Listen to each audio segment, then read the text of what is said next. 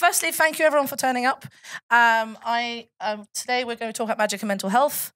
Firstly, let's see. Oh, this works.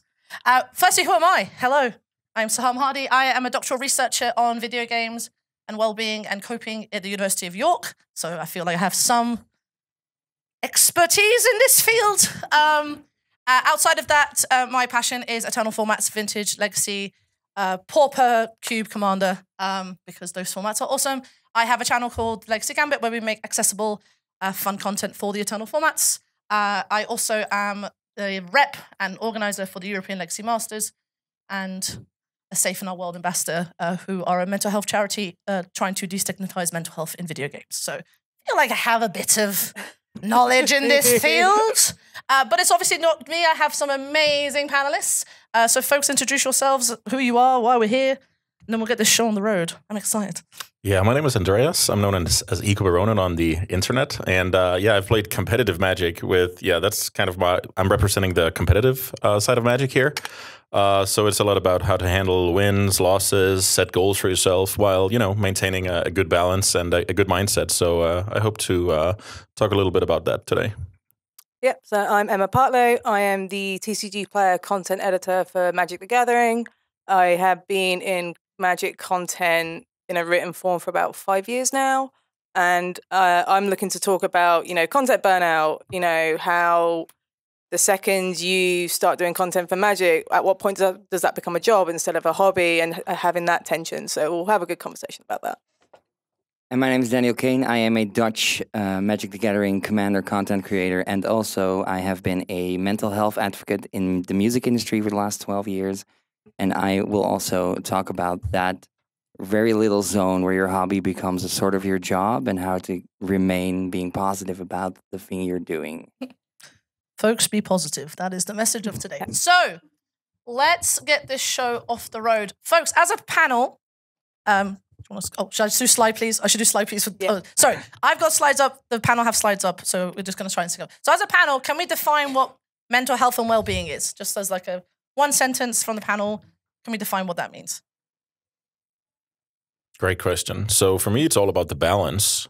I'm very rarely all the way near the roof, and I'm never in the basement either emotionally. I'm very balanced. So just know that all journeys have ups and downs, and that's like my main thing when navigating through Magic and the tournament life. Yeah, I'm very similar to Andreas in the sense that contrast is really important. So it's important to think. It's very important to be self-aware and just think, is this right for me? And it is totally fine to be like, no, this is not fine for me. I will distance myself and I can come back to it later. Just thinking about yourself first is always important, I feel. I join on that, and also surround yourself with people who love you. It sounds really weird, but find people who support you, find people who love you, find the right friends, and don't be afraid to cut people off who don't. There's also just a small thing I want to say about like social media, and especially in competitive Magic. I'm sorry? No, I'm laughing because it's true. It's easy to, there's always somebody who did better at a tournament or has a bigger car or whatever it is, right? But we all have our own journey, so it's extremely important to remember. And it can be hard to navigate because whenever we turn on our phone or our computer, then we see like some idyllic stuff that's maybe not the average, but that's how our brain will process it. And we all have our own journey. Cool. Thank you, guys. Right, let's get into some of the questions we've done. So I'll take it from Andreas. You kind of led into this question. How do you maintain positive mental health? So any practical tips and advice, anything from your experiences playing Magic? How do you maintain positive mental health whilst playing Magic? I can go first with a small thing. So whenever I play a lot of Magic on the internet, and whenever I lose, I always write good games, good luck, and the rest. And I just trained my brain. Yeah. And in the beginning, it was kind of like forced because I really wanted to be more positive. But after doing it for years and years, now I actually feel that. So I basically trained my brain to wish my opponent the best because they also went to the game to win, just like me. So, I mean, nothing was lost from the world because I lost the match. Yeah. Like, a Magic match is 50% losers, if you look at it that way, right? Yeah, and you can... Yeah. And when it comes to playing, I imagine playing competitive Magic, it's like you can still play really well and do everything right, but still lose. Mm-hmm. So it's training yourself to think, I didn't lose because I did a misplay. Yeah. I played great. My opponent just had the nuts or whatever, had Yeah. X, Y, Z. And you can't control that. And I think knowing that you cannot control every situation you're in Mhm. makes it a lot easier Yeah. in terms of anxiety, in terms of stress. It allows you to disengage from the thing as well. It's also, and this is going to sound really weird, but stay intact with your core.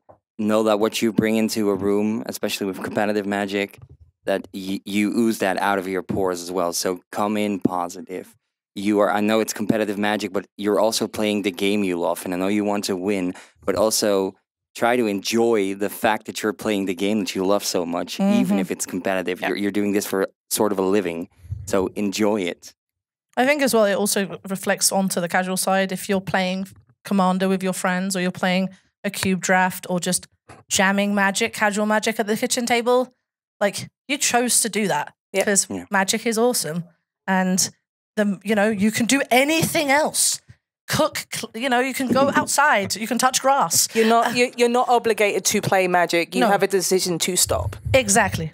As much as some of us don't think that's the case, like we just have to keep going. Like, no, Habibi, you can't stop, even if it's painful to stop. All right, well, let's go to the next question. So this is more: what skills or insights from like playing Magic have you applied to other aspects of your life to promote mental health, but also just wider?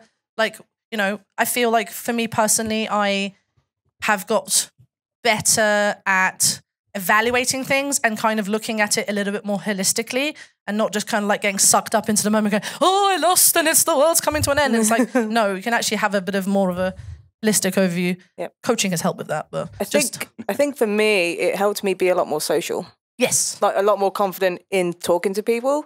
So before I did Magic content, I was a hermit. I was like a huge introvert. I didn't really talk to anybody. But through playing Magic, you're forced to be social. You're forced to have these conversations, and it's great. Yeah. Like that's like a life skill. Yeah. That's like if I decide to not play Magic anymore, I'm still gonna have that, and that's fantastic. Yeah, I think it's a good point that Magic kind of imitates life in a way, Yeah. where sure, you can just go along and have fun, but you can also do things with a purpose. So there's a lot of structuring that I've taken from Magic into my real life as well. Also some confidence things like job interviews, stuff like that, where, yeah, I'm good enough. So, yeah, why not carry that confidence over into other aspects, for sure. For me, it broke down boundaries. That's one thing. Mhm. There's you can get into your mind a lot and maybe believe that you cannot be friends with somebody that's across from the table. But Magic changes that. You can have friends all over the world suddenly, and it helped my mind get back together because I got out of music with a very bad case of PTSS. But I could tell you every card and every errata that was still in Ravnica at that point. And from that point on, together with a lot of therapy and coaching, I rebuilt my mind and my Magic career. Yeah, for myself, it was the same thing. I picked up Magic at a point where I was still trying to like understand myself and where I was, and just being able to pick that up and just know that that's something I can still do was incredible for my sort of mental health. And for me, I'm unsurprising, folks. I'm a bit of an extrovert, but coming into Magic and having to like adapt to a variety of different people and trying to like, not everyone is like me, heaven forbid. So trying to like understand different personalities and like how people work, it's made me so much more confident to communicate with people. Yeah. And I think that is a skill that I think all of us can learn, be it from, whether it's friends or new friends. And I think I have a small quote that I think is important. I think I can now go to most countries in Europe and the United States and find someone to play Magic with. Yeah. And if that's not awesome, I don't know what the fuck is. The thing with Magic, it just takes so many forms now. Yeah. Like it's so broad. You don't just have to play competitive. You No. can just be like, say cube, and then 7 people will just magically appear, and you're playing a cube. Or you have a commander deck, and you're just playing with strangers because you just made a conversation about Magic. It's great. I love it. Yeah, and that's like more to my point of magic imitates life. It's the same. Like there's not one way to live. There's not one way to have magic as a passion. Yeah. And I think that's amazing. Just coming here and I heard it was sold out like months ago. Yeah. I tried to get a friend but he couldn't come because there was just nobody. Yeah, no spots. So it's too popular. That's amazing. It also, a fun thing about music is they always say music is a universal language. When everybody plays a G, everybody knows that. Even if you don't speak the native language, a G is a G chord. Yeah. Funny enough, Is a Charm is the same. Everywhere in the world, everybody knows what Is a Charm does. Doesn't matter what language it is. It's a universal language. And for a game, that's really a unique thing to do. Yeah, 100%. Everyone knows what Lightning Bolt does, folks. Do love Is a Charm. Except Nadu, though. He doesn't know what like. No, Yeah, he doesn't like Get it. that bird out my sight. You can't bolt that bird. Oh, Jesus, if I could. Okay, this is a question that the panel wanted me to ask, which I think is quite. How do you strike a balance between enjoying magic as a hobby and ensuring it doesn't become detrimental to your mental health? I'm going to start with Andreas. Oh yeah. So I have a lot to say here as well. Yeah, we all have a lot to say. So for me, thankfully, I've never. But a lot of players are walking a fine line between a hobby and addiction. So this question kind of makes me think about stuff like that. And thankfully, I've never had that, so I can take a break if I want. But I do a lot of planning. Like I go to sleep early to go up, play a tournament, then in the night, then sleep the rest until the morning. Like I cut my sleep in half. Like I do a lot of structuring to make it all happen. But the most important thing is the balance. You don't want to.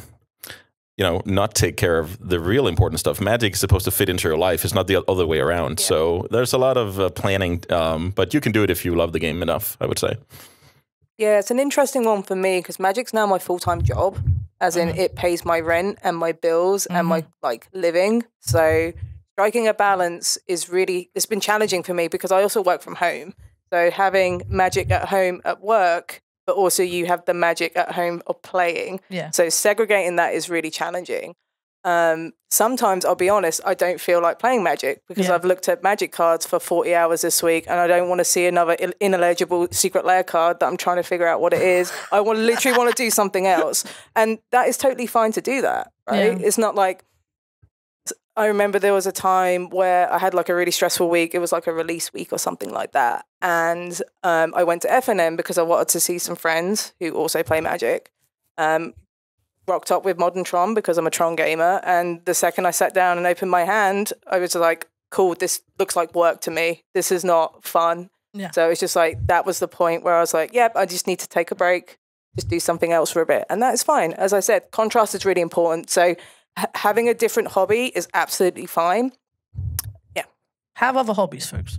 As we've established, knitting. My partner made a really good quote. So whenever you have a job, you have a hobby to escape the job. Yes. When your hobby becomes the job, you need a new hobby to escape that job. Yeah. So having something different to do that is a Magic is worthwhile. Yeah, 100%. Daniel? That is exactly what I was going to say. I'm so sorry. No, that's the thing. I try to find what Magic is for you in your life. Yeah. And bolster that down, to use a Khans of Tarkir quote.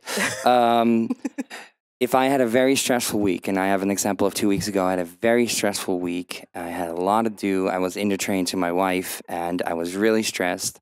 That all happened until the moment I opened my very first pack during draft on Friday night, and I could literally feel all the stress go out of my body. Yeah. That is what is Magic for me. Magic is that thing. I have a job, and I have a hobby. And if my hobby becomes a job, what Emma said, get a new hobby. It's perfectly fine. You're not betraying your old hobby. You're not. It's still going to be there. Yeah, you're not cheating on Lightning Bolt. It's fine. Or is it Charm? Or is it Charm in my case? Yeah. So yeah, just find something that can take that stress off your back. Yeah. Money makes it difficult as well. The second that you add money to the mixture, it changes your outlook on your hobby. Because I imagine it's happened to Andreas where you've won money at a Magic event and you're like, cool, is this a job now? Yeah, especially when it's like over a longer period of time and all of a sudden I'm depending on, winnings to live my normal life. Yeah. So you have to be very, very good at, still keeping eyes on the ball and not worrying about that too much because that's not going to work. But yeah, definitely good point. I'm glad I don't have to cheat on Ancient Tomb, which is good. No, thank you guys. That was really, really insightful. All right, that's the question. Oh boy. Okay. How do you, as a panel, handle self-doubt and feelings of failure when things don't go according to plan? This is a deep one. This is a deep one, folks. We're gonna get deep. Take your time. Yeah, This is a good one. I can go first here. So first of all, the last part of the question, according to plan. So that's where the key is for me. Is I plan. So my goal is to play my best. My goal is not to win X amount of matches. My goal is to play my best, make the fewest mistakes, and then the results, will be whatever they are. So I think it's a lot to do with, don't set yourself up to fail. Yeah. That's hard to begin with. So I think the key is be realistic and hang in there. Magic is a long timeline. Neither of us are quitting tomorrow, so it's going to be a long ride. Also, you just have to see things in a way where it's like, I cannot influence every single thing that happens. So you may as well focus on the things that you can change and just focus on that. Because I have spent a lot of bandwidth over the years and I've had to train myself to not do it, of just stressing over things that I can't directly affect. Yeah. And it's like, why am I worrying about this? I can't do anything. I may as well focus on XYZ work thing that I need to do that I do have an impact in instead. It's also a process which starts by opening a pack. Why does my neighbor get Ulamog out of a pack? And I don't? Yeah. We all think they're pack gods and karmas and stuff like that. It all starts there. And self-doubt and feelings of failure, especially playing pro Magic, we see it happen all the time on our Twitter timelines of people really judging themselves really poorly for making a mistake. It comes back to what I said before. It's a game. Even if it's your work, you're still playing a game. Mistakes happen. We're human after all. Maybe that comes as a shock. To me, it does sometimes. Wow, big if true. I know. Oh my God. But we're human. I see it happen in the content creation space a lot, especially when it comes to handing out badges for events. I'm lucky enough to get one right now. Yeah. But I don't get one for Vegas. And I immediately, somewhere inside my body, to be completely honest, I feel like I failed because I'm not big enough to get that Vegas badge. Yeah. And I know a lot of us take it to their cores and go in a very bad place very fast because we have all these feelings of inadequacy. Yeah. We're not good enough. They do not give us parameters of what do we need to achieve to get there. Fun thing is, life does not do that all the time. So the only thing you can do is turn it around and believe in the strength you have inside of you. Yeah. If you're not there, that's fine. There's a spot on the Modern Horizons that you can go to next time. This is like it's already been said, this is Magic the Gathering. We're going to get a lot out of this game still. We're not going to quit tomorrow. They're not going to stop making sets tomorrow. We know that for sure. 10,000 years of sets, folks. And I imagine people have already gotten a lot out of Magic already. Yeah. So not ignoring your origin story, how you got into it and what you've gotten out of the game is also important. Yeah. And if you keep staring to that spot, you're not going to enjoy the journey. Stop, look around, enjoy your friends, enjoy the game. I can say this over and over again. You'll get to that point, or you'll find another branch, and that will be fun. But don't hurt yourself over the things you did not achieve yet.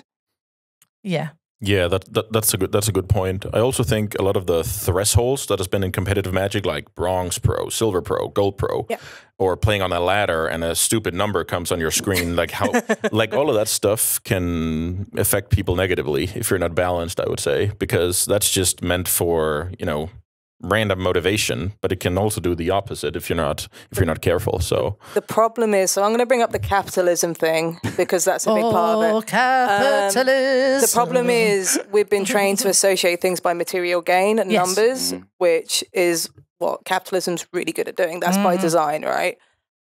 So if you don't get a badge for Vegas, that is completely fine. You're still a creator. You're still a person that plays Magic.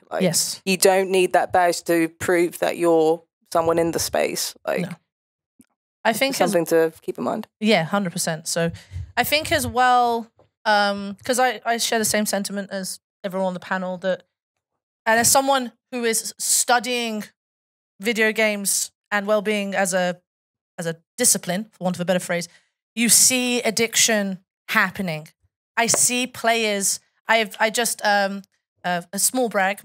My first academic paper is just about to be published, which I'm very excited about. Ooh. Thank you very much. Looking at how video games help people to cope, and games do so much. And funny enough, Magic. I was like, digital games. I'll throw Magic into it for the lols. I was like, not video games. We'll just say digital gaming has helped you. So I had a lot of players say Magic helped them cope, but you also had I remember I had a quote from a participant who said, the engagement and rewards of playing, CCG, so Hearthstone, Magic, things like that, and the number go up means I have to be engaged, otherwise I'm missing out. And I was like, and I sent that to a couple of, pros, and they were like, yeah, that's how it is. And I'm like, folks, that's addiction. And they're like, yeah, it is. So I see it in the wild, and you're just like, come back to the light. I mean, it happens a lot, especially with like the RCQ circuit. People are desperate to get to the regional championship, so they'll travel all around for these events, and it's like, oh, I just missed this one. I just missed top 8. Next one, I'm gonna get top 8, and it's like it just snowballs. The glass is often half empty in the narratives, which is very misunderstood in my opinion. It's very much I will get it next time sort of thing, and that's just addiction in itself because there's no guarantee that's going to happen next time. We're chasing that high, folks. Yeah, it's also the model isn't quite right if you think about it. So it starts off with trying to RCQ in your own town. You get 9th. You want to get top 8. You look on the page and you see it's 2 towns away. You start there. You don't make it. Eventually, you're in Italy on your final Euros trying to figure out why you're in Italy because you burned yourself out either financially or mentally because you are just chasing that high. You could have also, and that's the thing of the balance we're talking about, is take the L, which sounds stupid because we never want to take the L, come back to where our core is and figure out if it's here next time or if it's a street away or a city away or a village away, I can go there. But make that boundary clear for yourself. Yeah.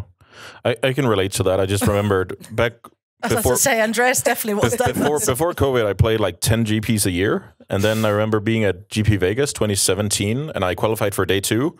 But in the morning of the Sunday, I didn't feel like going. So I just stayed in my hotel room. That's like where it clicked. I shouldn't travel all that much for Magic. I've lost like the love for the game. I just go because of these stupid thresholds and getting to bronze, getting to silver, getting to, I just need these points and all. But I lost myself in that process. So yeah, I took a good break and now it's way better. Yeah, 100%. I think this is something we can all relate to depending on whichever part of the sphere we're in. All right, next question, folks. Okay. Okay. How can competitive Magic impact mental health, and can it ever have a negative effect? We've talked about competition and well-being. Andreas, I want to start with you as someone whose background is in the so I played the PT this weekend, and for me it was only positive. Seeing old friends, the vibe, the buzz, everybody's excited. But I could see some of my opponents, like when they lost, it was like they had a hard time like enjoying themselves, which is sad to see. So it's still out in full flow for sure.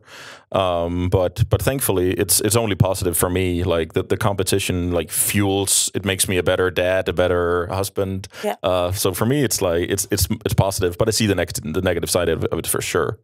Especially up close on a weekend like this. Especially when people tie their worth to results as well. Oh, you said the phrase, tying self-worth to results. There we go. There we go. That's the phrase of the weekend. We should add a bingo card. That would be a free space. If you have a bingo, tying self-worth to results, please cross that off your bingo card. Because that's something that... Because people get so lost in the numbers, they don't think about the experiences. Yeah. So, if, for example, I'm never going to get on the Pro Tour, but say I didn't make day 2, I'd be like, bollocks, I didn't make day 2. I'm terrible. But the fact that, as Andreas said, all my friends are there, I get to see them. Magic's a global game. You get to see your friends that who are in different continents, and you get to say hi and grab dinner and stuff. It's literally the gathering bit that is important. We do love the gathering. We do love the gathering here. That's it. First part of every booster and of the logo, Magic is the brand. The gathering is what's the most important part. That 100%. Is the glue that sticks us all together. We don't know. I know a couple of people in this room, but we all talk the same shop. That means we all have something in common that we can become friends about. That's way more important than, oh, I made a misplay and I lost. I mean, getting day 2 is a thing we would all have to do. I play Commander. I dabble in CDH because my friends force me into it. But I dabble in, I play Commander, and still I watch Pro Tour and think, it would be cool to get day 2. If I am actively avoiding Arena on days I don't feel good, because I will click in a draft and pounce myself if I go 0 free. Yeah. My wife knows this. It's not who you are. What you achieve is not who you are. Yeah. The influence and the impression you make on a group of people by the end of the day or throughout the entire tournament, that's who you are. Exactly. That's the important part. I have a fun little story that I do for every big tournament I go to. So the last 2 Magic Cons I've gone to, I have a lot of friends who play in the Pro Tour. And I do what is called the mum check. So I have a bunch of friends in the Pro Tour. I do a mum check in the morning and I do a mum check in the Andreas afternoon. is smiling here. Everyone. Because Andreas gets my mum check. And I basically have a list of questions that I ask them. I say, do you have snacks? Do you have water? Are you hydrated, unbothered, and moisturized? And I ask these questions. Then I ask how you're feeling. And then tell me your record. And at the bottom, then give me a hug. And like I go around, Andreas can attest to this. I did it to Andreas like 4 times this weekend. And just like, it's like, oh, she's coming. So it's like, God. I can hear my name across the hall. I can hear my, it's Habibi, come back. And like but like, it's something, because again, I'm also probably not going on to the Pro Tour, but I can do that as my part to help them, because they need a hype person. They need that you need those people who can look after you when you're at your most vulnerable, most stressed, most like, also the other side where it's, you are enjoying yourself and you're just kind of, you need someone to be like, you know what, you're fucking awesome.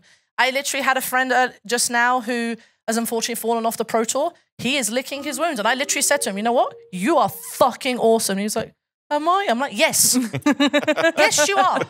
And he was like, oh, thank you. I was like, bitch, shut up and keep walking. That's the thing. I had a friend who didn't get to top 8 the Pro Tour, and he's licking his wounds. I'm like, you know what? You're still fucking awesome, and you're gonna fucking get there. Next Pro Tour, top 8 Pro Tour competitor Sean Goddard made the top 8, and we were very proud of him as a proud mama. Which is all fine. But yeah, I feel like you need to be whatever you can give in that space. I think is important. Also, for me personally, as a competitive player, I've been very fortunate that I have now tried to see everything as a learning experience. You learn every time you play the game. Use that. It makes you better moving forward. Right, next question, folks. Okay, I wanted to put this in because we are at MagicCon, and I think this is an important question. How can event organizers provide mental health support for players during events? Or are there potential benefits, challenges? I talk about mainly, for Magic Cons, but also, if you're playing at a national event, you're playing at a Pro Tour, from all levels, how can event organizers either support mental health or provide mental health support?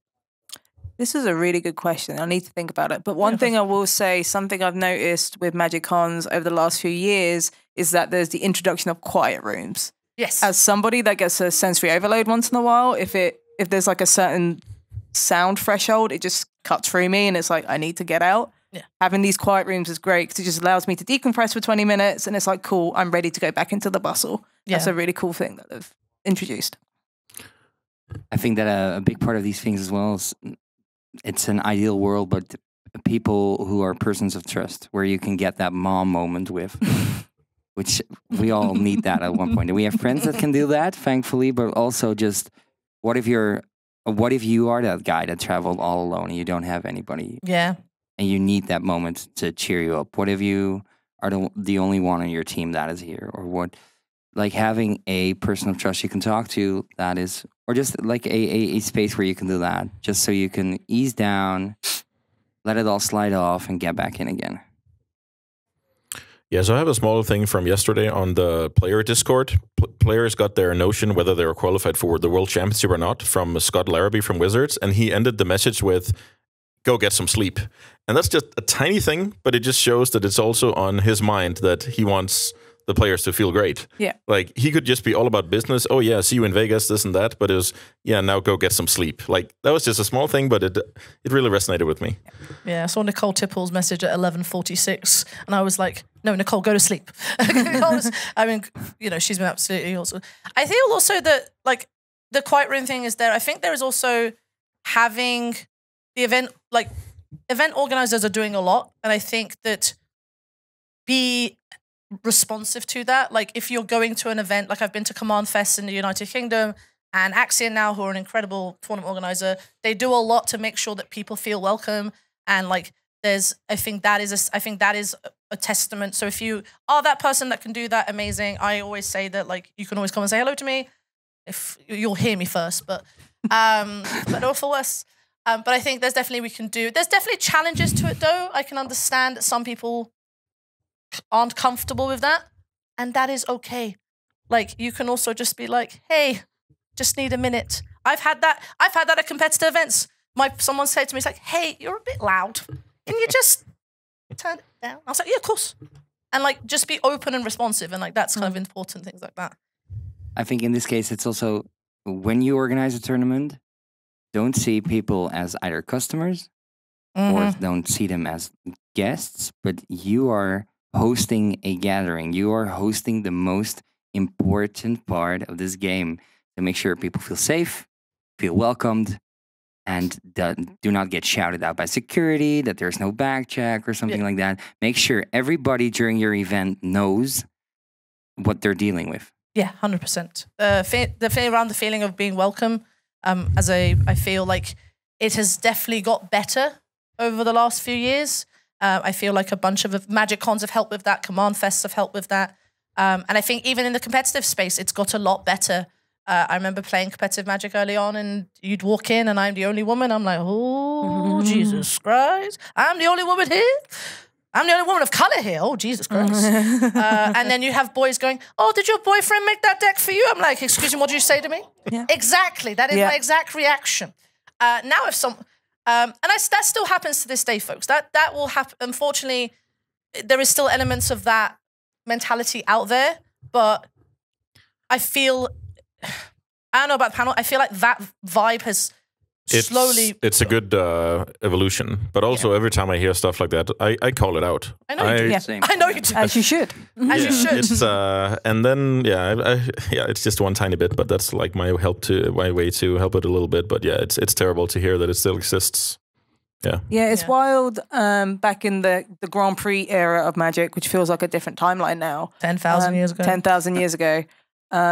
Where, you know, being to GPs and stuff, you saw just less women at events. But now at MagicCon, you're seeing so many more because Magic has just opened up in a more accessible way. Yeah. Stuff like Universes Beyond, we can all say how terrible it is and why you're releasing this stuff, but it's actually bringing a lot of new people to the game. Yeah. And these people have backgrounds and different like origins and stuff. It's really good to see. It's also one thing I'm so happy that the Magic community is doing. I think there's been a bigger push to promote people of marginalized genders, backgrounds. I think Samir is here. Is he here? Samir, put your hand up. Put your hand up. So Samir, folks, so the reason why I'm here, folks, is I am a recipient of the New Perspectives grant, Josh's last year's Perspective grant from Barcelona. And Wizards, every Magic Con, have a grant program where you can apply if you are a player of marginalized gender. And there was a lot of, there was a long list of like, this is veterans, folks. Veterans are also marginalized. And you basically say how you brought a new perspective, and they check your application. And if they think you're worthy, they pay you to, effectively, they say, come to the event. They give you this very good Black Lotus pass and help you come. And it's like, I wouldn't be here because of that. I think Josh will be the same for Barcelona last year. We wouldn't have gone if it wasn't for that. And the fact that Wizards themselves are now pushing this, I mean, mate, fucking love you. And I think that is testament, the fact that Wizards themselves are pushing more diversity and inclusion. So one of the collectives I'm a part of, which is Birds of MTG, are a group of people of marginalized gender who have come together to try and promote spaces for people to feel more welcome. And if that's not fucking awesome, I don't know what is. So do your part. Every time you walk in, you're making the game one step better, and I think that's just fucking awesome. So cool. Right. I think this is the final question before we get to kind of wrapping up and things. And then we'll do some, come back. Clicker, calm down. So this is a bit more of a, we've talked about all the fuzzy stuff. Now, like some sort of resources. Are there sort of any mental health resources or initiatives that we can recommend within the Magic Gathering community? There's one very prevalent, Better Days MTG, of course. Yes, Better Days MTG. I was going to shout out Better. I was sad that Hobbs. So Better Days MTG, folks who don't know, it started basically as a hashtag on Twitter. Yeah, and they Ryan Nicholas, known as Tron is Bad, just started doing videos in his car. He got coffee. He just turned his video on and do a video of just about like how his day was going, talking about mental health, accessibility. And then he just said, Better Days MTG. And that then started a movement. And then people just started posting about their mental health journey, what it was like. Hobbs Q, who is part of the Goblin Law podcast, started it as well. They came together, started doing the Better Days MTG initiative. And then slowly it's just become a thing bigger than them. And so it's just a way of posting about how magic and mental health come together. And I'm not gonna lie, it's a very good initiative. And it just started just as a hashtag. And I think that's kind of awesome that one hashtag just kind of developed into this kind of resource that has happened now. Social media is good for something, it turns out. Hallelujah, imagine. Yeah. We'll say the QR code down here has a load of resources. Oh yes, I was about to say thank you Emma for... So if you want to scan the QR code, there's a load of like resources and articles and content about magic, mental health stuff. You also see some of my questions. You'll see the questions at the bottom as well. So just as all the notes. But yeah, I've linked a bunch of articles, videos, podcasts talking about mental health and magic, from coping to recovery. Me and for my channel, Andreas came on and spoke about like how do you balance being a better player versus mental health. There's just like I think there's like 12, 15 articles that you can go through. I've also clicked some stuff about neurodivergence because I feel like neurodivergence and magic also can be a bit like at odds at times.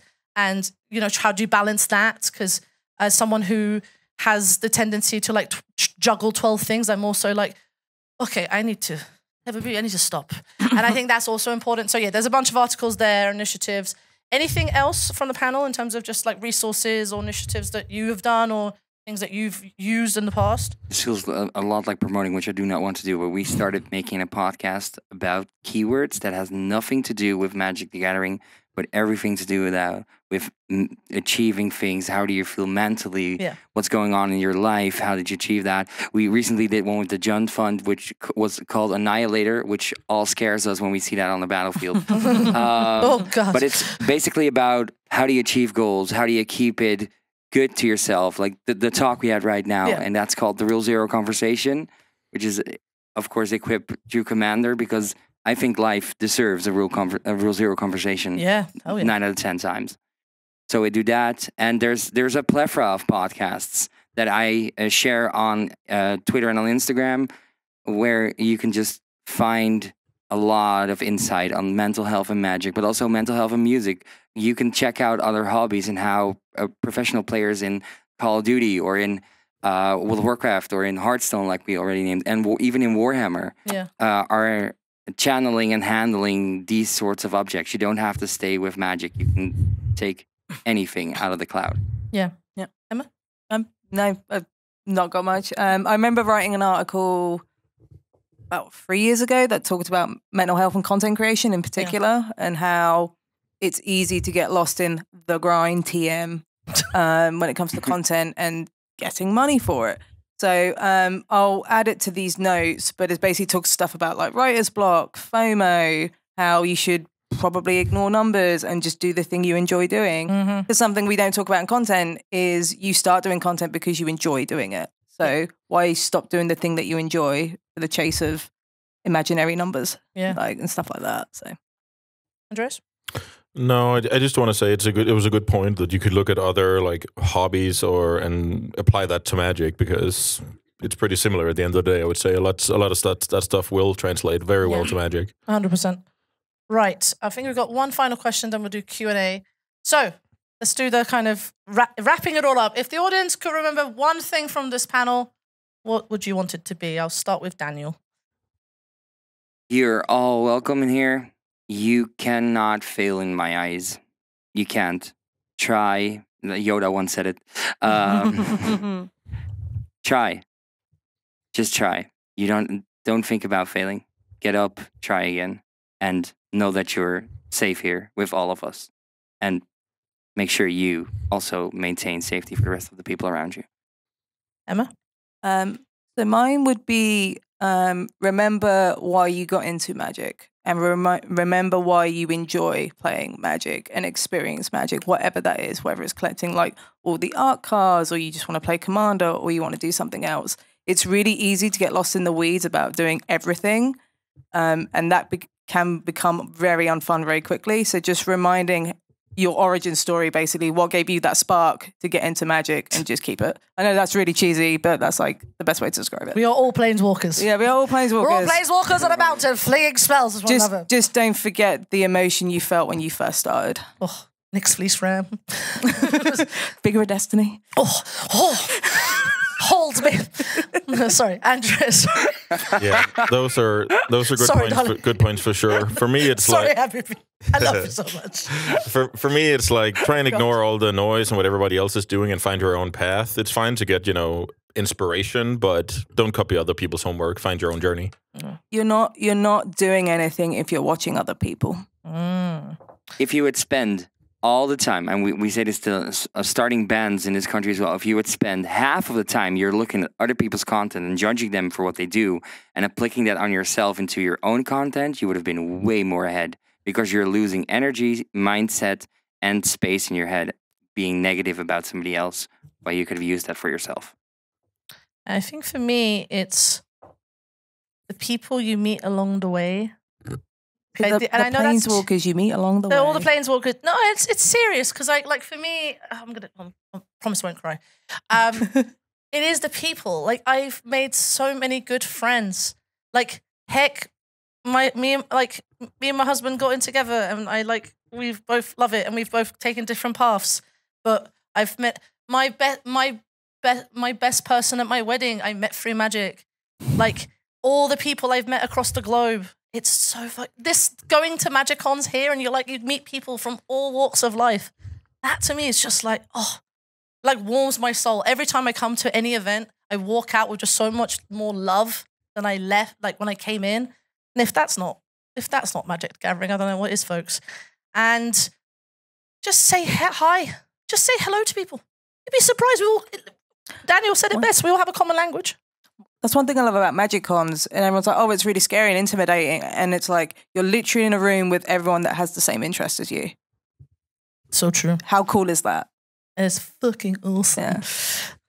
Right. I think that's all the questions. We've got about 5-10 minutes for Q&A before we close off. And we can get that going. So does anyone have any questions? Folks going over. No questions? No? None? There we go, Habibi. I'm coming. Calm down, I'm coming. I've got a microphone, I'm recording it, it's all good. So not so much of a question, more of a statement. My name's Cody. I'm good friends with that beautiful man up there, Daniel Kane, everybody. What a great after party he threw right for us on Friday. Shout out to Dan right there. Touching on the point of the people you meet along the way, right? So I'm from the States. Obviously, my accent kind of gives that away. Yeah, I trust me too. I don't want to go back. Trust me. But my girlfriend and I here are in Europe for the first time, all thanks to Magic. I would not have met Dan without Magic. I would not have met many people without Magic. And to say that my life is now enriched in a way that is beyond the scope of my imagination is 100% true. And it's all thanks to a crazy 3x5 card with some cool art on it of goblins and wizards. And here we are now, and I think we can all relate to that in some capacity. So like Dan said, just say, hey, we're all here, shared interest, open you up to people, and your life will be so much better for it. So yeah. Give me a hell yeah. Hell yeah. Hello, I got a question. So I participated for 9 years at 7 separate scientific competitions. I'm still quite young, and I struggle a lot with results tying to self-worth. It did improve a bit, but how do I tackle it without magic as well? Panel, how do you tackle self-worth? Yeah, so I've been part of many groups of players, and sometimes there's this shared sentiment of either results are all that matters or the opposite. So I would imagine it has a lot to do with like the people you surround yourself with, and how you can kind of make each other better as persons, not as whatever's in the wins and losses column. So I would imagine but it also takes practice. I've also been in that, it feels kind of a hole where you're never really succeeding. And if you do, you need to get to the next stage, and it's a lot of pressure. So I can relate to it a lot, but changing a little bit of friends helped a lot for me. Also just communicating, opening up the conversation. Something that's really hard when it comes to tying self-worth to results is you don't want to say to someone, yeah, I kind of sucked at this thing, because that's not something you want to talk about. Like, there's almost like an embarrassment that, you didn't do well. But opening up that conversation, going, hey, friend, I went 0-3 at an event, let's talk about it, sort of thing. Opening up the conversation also helps quite a lot, because sometimes you have to be a little bit vulnerable to strengthen your mental resolve so it doesn't happen again. Take it to a friendship level. People like you for who you are, not for the amount of games you won. That's it. You are a good person. That is what people think important. If you have friends that only are friends with you because you went 3-0 in a draft night, those are not friends. Also, you're awesome. There we go. Give me a hell yeah. Any other questions, folks? Any other questions? Oh, James, have comments? I'm walking. I'm going to Texas Shuffle right now. All right, Habibi, I'm going to sit down with you now. Yeah, go. There you go. So I thought it was interesting, Emma was saying about the relationship between like magic and capitalism and money and things. And I think, I remember very clearly the first time I won money playing Magic. And that is probably in hindsight, that is not how we should judge how we are progressing and achieving things through this hobby. Because for most people, 90% of people, that is not what we're in Magic for, right? But I think we bracket to it because it's a very easy thing to then assign value to, and you can explain it to other people outside of Magic, right? When you say, oh, I went and I won some money playing this game, it then seems more real to people outside of the game. How do you go about figuring out the relationship between what you want to get out of a game, and is it trying to tie that in with what bit is about where we go with money and what is about just what we want out of the game outside of that? That's a good question. Yeah, I really related to I never thought about it before you said it, how do I explain to other friends outside of Magic? Yeah, I got to travel the world. That's cool. I brought home money. That's also that's relatable for them, right? Yeah. If I just go, I had fun with some other nerds, it's tougher to, in my mind, maybe it's not, but in my mind, the other kind of language is. You also have that awkward conversation where potentially it's I traveled to Amsterdam for an event. I didn't win any money, but then someone would go, so what's the point going then? Yeah. You're not getting something. The EV. You can kind of dig your own grave if that's how you have talked to that person about Magic in the first place. Yeah. Tying it to that. So for sure. So it has a lot to do with what's your criteria of success. So for me, that is to minimize mistakes and give myself the best chance to win. And then if I win, who knows, right? So for instance, I had a great weekend here. I'm very, very proud of how I played. But I'm not, you get a minimum prize. I think I won $12.50 or whatever for day twoing and not doing well on day two, whatever it is. But that's not the important part. The important part is I held my own against the best in the world, and I kept composure and I enjoyed myself. So it's just about setting another set of criteria that hasn't to do with digits in your wallet. Also, your friends do not have to evaluate what your hobby is. If you said in a conversation you went to Amsterdam with a group of nerds and they have an opinion about that, you have to check the friendship. And that sounds really harsh, but that's what it is. We have a thing in the Netherlands when you're doing music, you can sell out Paradiso, which is 2,300 tickets as a band, go to one of those awful Dutch birthday parties. That worst case scenario where there's cheese and sausage on the table and everybody sits in a corner and tries to figure out how much you make in a year. And they go, oh, so you're a musician. Oh, so you played Paradiso. Are you sure you can make a living out of that? Ugh. Those people, they only play Eldrazi. Hey, excuse me. Hello. I will defend Eldrazi, folks. I will defend. I love Fort Nazis so much. No, but to make my point is, those people want to form an opinion about what you do for a hobby, and those people can fuck right off. Give me a hell yeah. Yes. Let's go. For me, those people are blue players. Cryptic Command can do one. Right, Josh, final question, and I'm going to... Okay, yeah, sure. So this is not necessarily a question for me, but maybe someone else in the room or anyone who... Ooh. So, yeah, right. So I'm going to ask the panel, if you've come to this talk and you were like, do you know what, actually, I've got a new perspective on how I should be engaging with Magic right now. I know, right, TM? Or do you know what, maybe actually I could try to take it up a notch and, maybe try to compete or something.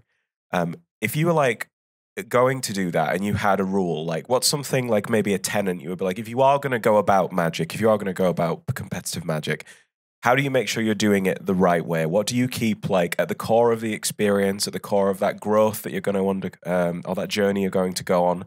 How do you get to that level the right way while keeping your mental health?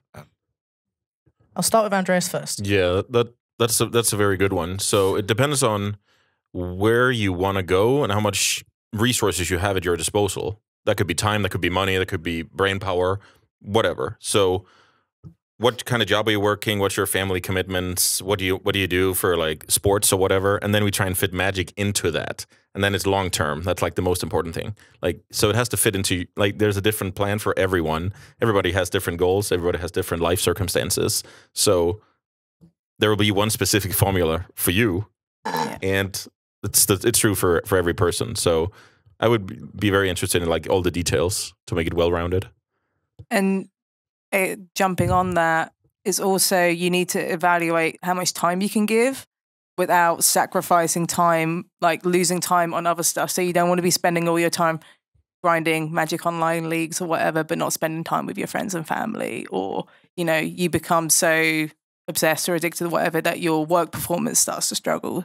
So it's like, it's knowing your boundaries, but it's also just knowing that you also enjoy it, because the second you start sacrificing stuff, you feel like it's an obligation. And when it becomes an obligation, it doesn't become fun. The color of your badge is the same as mine, so you create. There you go. We can't win we can't win them all. The thing is, one of the most important things, and my friends are over there, they made that apparent, and my wife is as well. We go to FNM. We make vlogs about the FNM. Not everything has to be a creation standpoint. Yeah. We play this game for fun. So that camera that's over there is not going to come with me every Friday. There are points in your life that you play Magic for playing Magic and enjoying being your friends. Be with your friends. Don't make everything and every moment that you hold one of those rectangles in your hand a work thing. Yeah. Enjoy. Amazing. I think with that, we've come to a close. Thank you to the panel. Thank you to all of you. You're all awesome. Right. I think that's everything. Go and enjoy the rest of your day, folks. Some of us are now going to go run to the Unknown event. So Thanks so much for stopping by. Yeah, thanks everyone. Thanks so much, folks.